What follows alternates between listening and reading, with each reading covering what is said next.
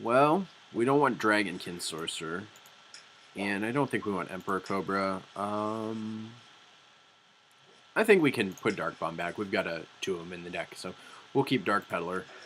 That'll give us something. We should have something to do on turn 3 here because we can play the 1-drop along with our one of our 2s.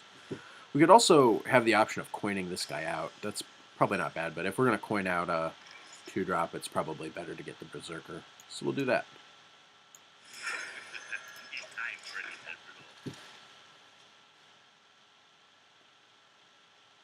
And depending on what the opponent plays, we'll make the decision next turn of whether we want to get the Dark Peddler or the Spider. We just need to get the Dark Peddler by turn 3 so that we can play the 1-drop along with it. Well, now I wish we'd played one of the other ones, but what are you going to do? Sometimes they have a Frostbolt for you. We'll run this out. It's got higher power.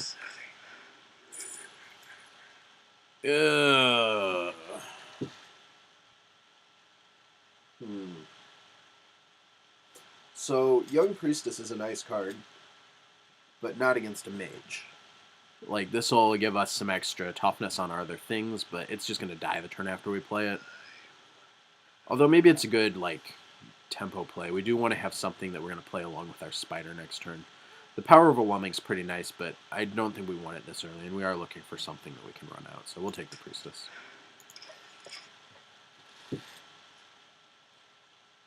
It would have been cool to get a Flame Imp there, but you can't always get a Flame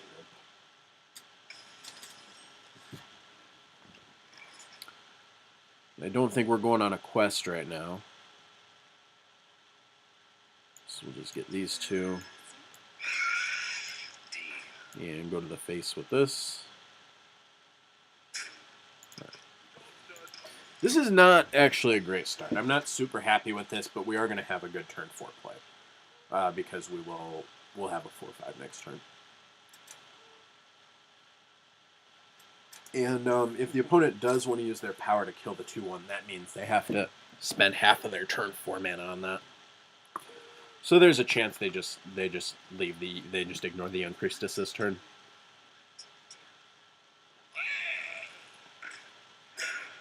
I think it's pretty nice against our Spiders and against our Priestess. Really, just against everything we're doing here.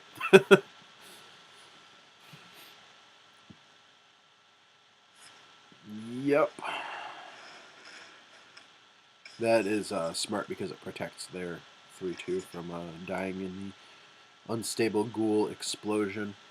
So we're going to have to break through this thing.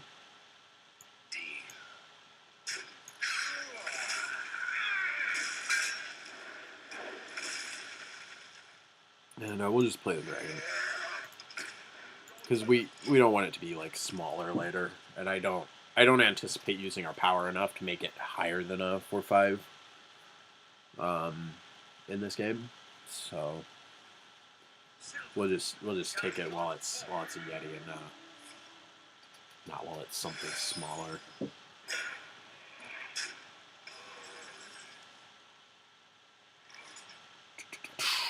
The more of our cheap cards we play, too, the worse the questing adventure is going to get in our hand. But I don't think we can play the adventurer into his 3-3 with the Divine Shield. So this needs to take out a taunt, and we can just play a couple of 3-2s this turn.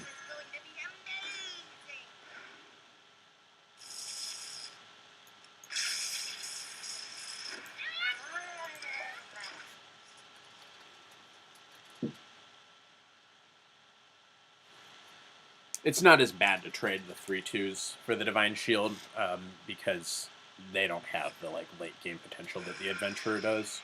The Chicken's a nice thing to have with it too because it gives us, lets us play it as a 3-3 for 4 mana. So having a lot of 1 mana cards in hand with it is nice because you can just play them all in one turn. So no, ooh, Revenge, huh? This is 1 damage to all minions, or 3 if we have 12 or less health. That actually does not really do much right now, but this might be good later. So we'll break the taunt here. We should have drawn the card first. Although it doesn't really matter. So we could Shadow Bolt one of these. But we're just going to be happy with the Yeti. Our board full of Yetis here is pretty good against his 3 power guys.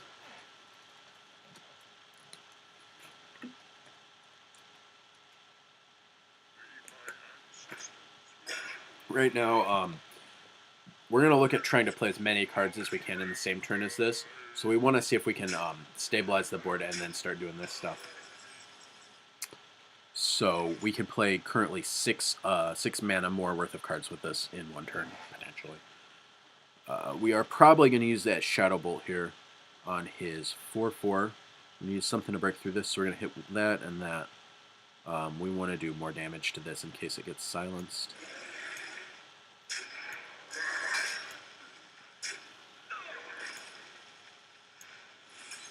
And his 3/3 is going to kill our Yeti here. But that's okay because we've got a lot more Yetis in hand.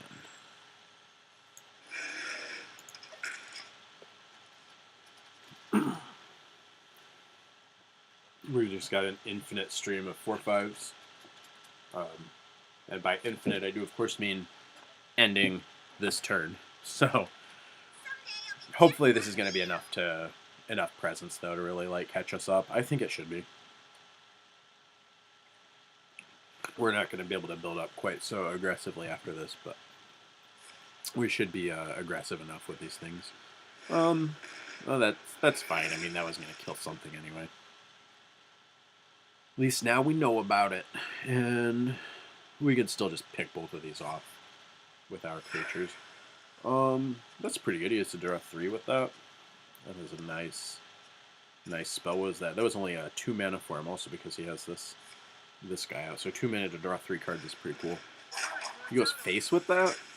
And with that, he must have a lot of fireballs in hand. Oh, well, that's a little scary.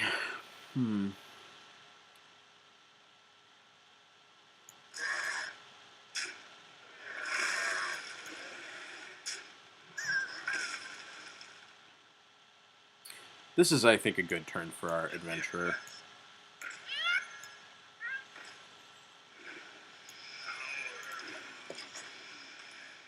Four is pretty big, so we had 8 power to the board there. We're gonna need to close this game out fast if we can. The opponent going face with their power and with the creature there says that they've got a good amount of burn in their hand. They've got definitely at least 1 fireball. The fireball might go to our 4/4 though. Although it looks like they're wanting to save it. So this opponent, I think, might like save a card that should be removal to just kill. Like a card that should be removal, they might just save it because they want to go face with it later. We don't want to revenge or play this thing currently.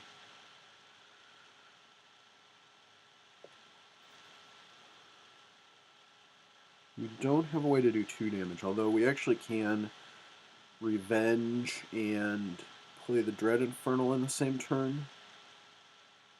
We're probably going to play the Infernal this turn anyway. So we'll use that to deal with this thing after we kill the front half of it. So we're going to send our Yeti here. We're going to send our Dragon here. Actually, I guess we don't need the Infernal to kill the other half of that, because we'll use our chicken for it.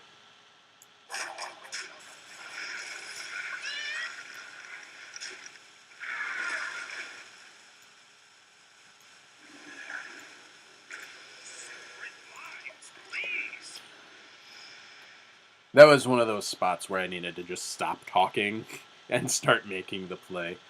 Sometimes it's when there's a lot of options. Sometimes it's easier to just play it out instead of discussing it, because you confuse yourself when you start talking too much about something like that. Okay, well those are both pretty big, but it's nice that neither one of those. This one is not a mech. What can we do against this guy? We can revenge and play this turn, which is going to kill this guy off. If we do, We can kill this with our 5/5 and our 2/5. We could actually just use this on this one, but we're gonna need two spells to do that.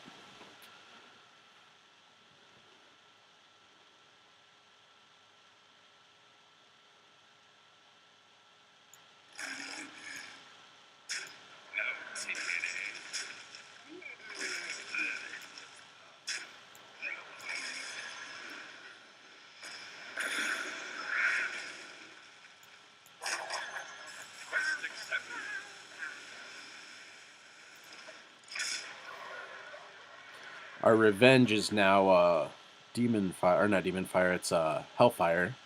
Although it doesn't hit the players. This is important. So it does 3 to all minions right now. There's that fireball that we knew about. This we didn't know about it, but we anticipated that it exists.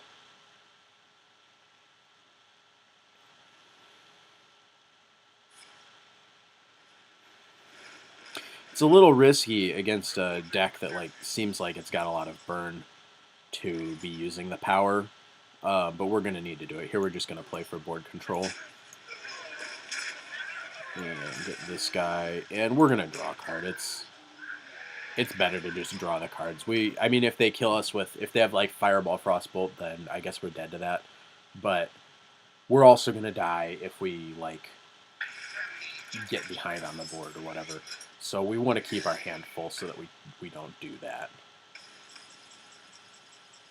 Demon Wrath, huh? So we can do 5 to all non-demons, which all of our guys actually are demons, which is pretty cool. I don't know how much that matters. We've got 12, 15, 18 that we could do to the face right now. This is going to die to the 3 to all creatures. This would too, so we don't want to play Revenge right now. We probably will not play Revenge at all this game. We don't want to send our 6/3 into his 2/7. So we'll send a 6/8.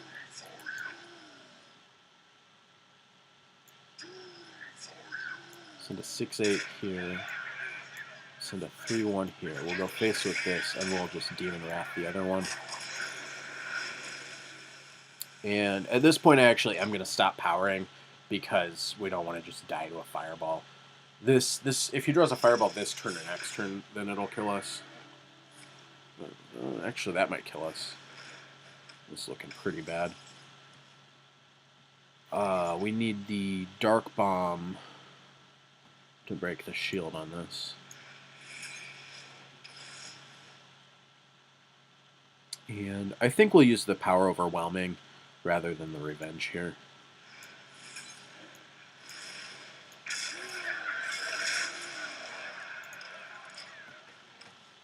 It sucks that at this point we just really have no hero power because we're low enough on life that we need to stop. Damn.